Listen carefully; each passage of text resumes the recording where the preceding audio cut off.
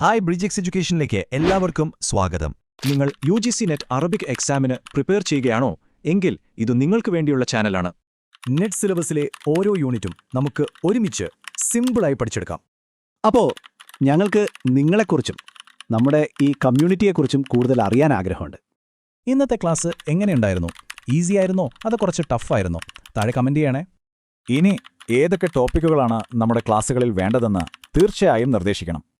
ഇതുപോലെ ഓരോ യൂണിറ്റും കവർ ചെയ്യുന്ന കൂടുതൽ ക്ലാസുകൾക്കായി ഈ ചാനൽ ഇപ്പോൾ തന്നെ സബ്സ്ക്രൈബ് ചെയ്യുക. നിങ്ങളുടെ ഫ്രണ്ട്സിനും ഗ്രൂപ്പുകളിലും ഷെയർ ചെയ്യുക.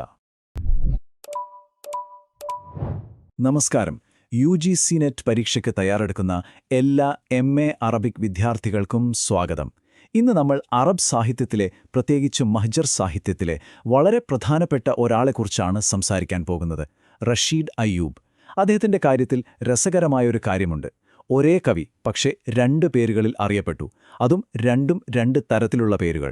അതെങ്ങനെയാണ് സംഭവിച്ചത്? വാ നമുക്ക് നോക്കാം. അപ്പോൾ നമുക്ക് ഈയൊരു കാര്യത്തിലേക്ക് കടക്കാമല്ലേ? ഒരാൾക്ക് എങ്ങനെയാണ് ഇത്രയും വ്യത്യസ്തമായ 2 പേരുകൾ ലഭിക്കുന്നത്? ഒന്ന് കരയുന്ന കവി, മറ്റൊന്ന് ദർവീഷിന്റെ കവി. ഈ പേരുകൾക്ക് പിന്നിൽ എന്താണ് കഥ? അതാണ് നമ്മളിന്ന് കണ്ടുപിടിക്കാൻ പോകുന്നത്. ഈ 2 പേരുകളൊന്ന് നോക്കിക്കേ. ഒരു വശത്ത് അഷായിറുൽ ബാക്കി ഷാക്കി, അതായത് എപ്പോഴും കരയുകയും പരാതി പറയുകയും ചെയ്യുന്ന കവി. മറുവശത്തോ ഷായിറു ദർവീഷ്, അതായത് ദർവീഷിന്റെ കവി. എങ്ങനെയുള്ളൊരു ജീവിതമായിരിക്കും, എങ്ങനെയുള്ള കവിതകളായിരിക്കും ഒരാൾക്ക് ഇത്ര വിപരീതമായ 2 പേരുകൾ നേടിക്കൊടുത്തിട്ടുണ്ടാവുക? ഈ ഒരു ചോദ്യത്തിനുള്ള ഉത്തരമാണ് നമ്മൾ തേടുന്നത്. ഈ പേരുകൾക്ക് പിന്നിലെ ആ മനുഷ്യനെ മനസ്സിലാക്കണമെങ്കിൽ നമ്മൾ ആദ്യം അദ്ദേഹത്തിന്റെ ജീവിതത്തിലൂടെ ഒന്ന് സഞ്ചരിക്കണം. ലെബനോണിലെ ഒരു കൊച്ചു ഗ്രാമത്തിൽ തുടങ്ങി പല ഭൂഖണ്ഡങ്ങൾ താണ്ടിയ ഒരു യാത്രയായിരുന്നു അത്. അദ്ദേഹത്തിന്റെ ജീവിതം അതൊരു തീരാത്ത യാത്രയായിരുന്നുവെന്ന് തന്നെ പറയാം. 1871 ലെബനോണിലെ ബസ്കന്തയിൽ ജനിച്ചു. വെറും 18ാമത്തെ വയസ്സിൽ 1889 അദ്ദേഹം പാരീസിലേക്ക് പോയി. അവിടെ നിന്നും 1892 മാഞ്ചസ്റ്ററിലേക്ക്, ഒടുവിൽ 1905 ന്യൂയോർക്കിലേക്ക് കുടിയേറി. 1941 ബ്രൂക്ലിനിൽ വെച്ച് മരിക്കുന്നതുവരെ ആ പ്രവാസ ജീവിതം തുടർന്നു. ഈ യാത്രകളും അനുഭവങ്ങളുമൊക്കെയാണ് ശരിക്കും അദ്ദേഹത്തിന്റെ കവിതകളെ രൂപപ്പെടുത്തിയത്.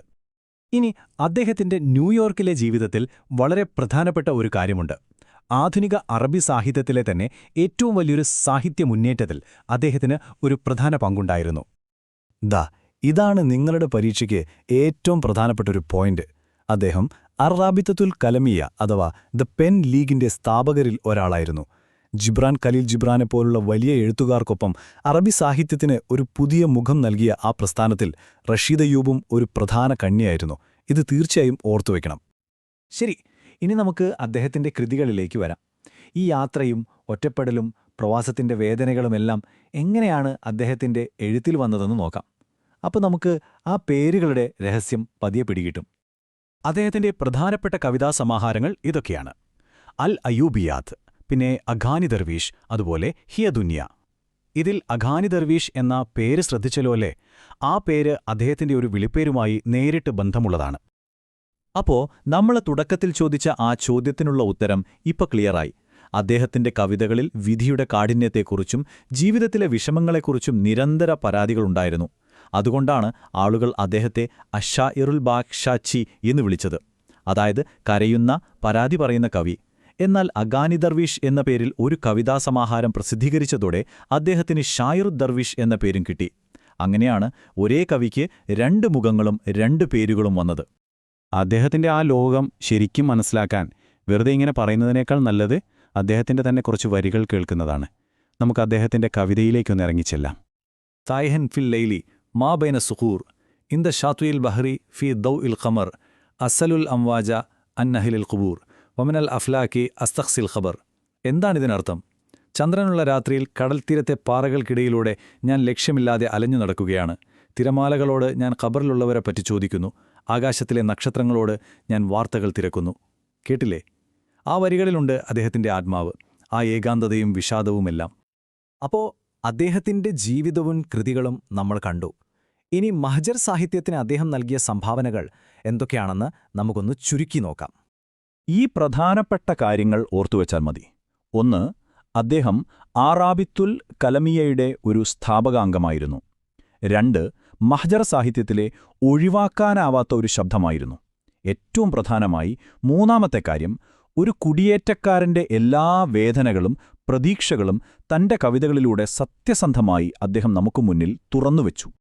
പോകുന്നതിനു മുൻപ് ഞാൻ നിങ്ങളുടെ ചിന്തയ്ക്കായി ഒരു ചോദ്യം തരികയാണ്. റഷീദ് അയ്യൂബിന്റെ കവിതകൾ അത് അദ്ദേഹത്തിന്റെ കാലഘട്ടത്തിലെ ഒരു കുടിയേറ്റക്കാരന്റെ ശബ്ദം മാത്രമാണോ, അതോ ഏത് കാലത്തും ലോകത്തിന്റെ ഏത് കോണിലുമുള്ള പ്രവാസികളുടെയെല്ലാം പൊതുവായ വികാരങ്ങളെയാണോ അത് പ്രതിനിധീകരിക്കുന്നത്?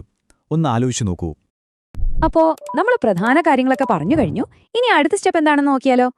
ഈ വിഷയത്തിലെ മെയിൻ പോയിന്റ്സ് ഒക്കെ നിങ്ങൾക്ക് ക്ലിയർ ആയിട്ടുണ്ടാകും അല്ലേ?